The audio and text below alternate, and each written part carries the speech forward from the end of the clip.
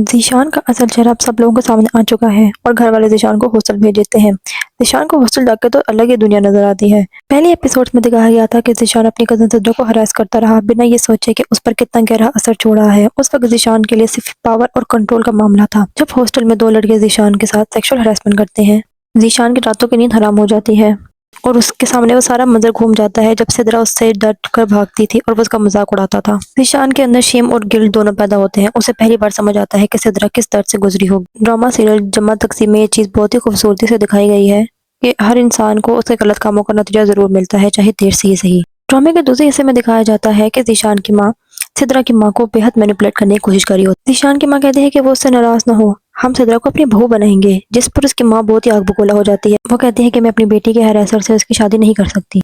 ज़ीशान का बाप उससे मिलने के लिए हॉस्टल जाता है। ज़ीशान की हालत देखकर उसको उस पर तरस ज़रूर आता है, लेकिन वो उस पर बहुत गुस्सा होता है।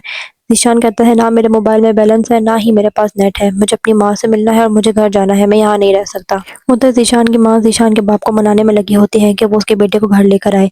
जब सब लोग अपने औलादों के साथ रह रहे हैं, तो वो क्यों नहीं रह सकती? उसके बेटे का कोई कसूर नहीं है और सब उसके ऊपर मिलकर झूठा इल्ज़ाम लगा रहे हैं।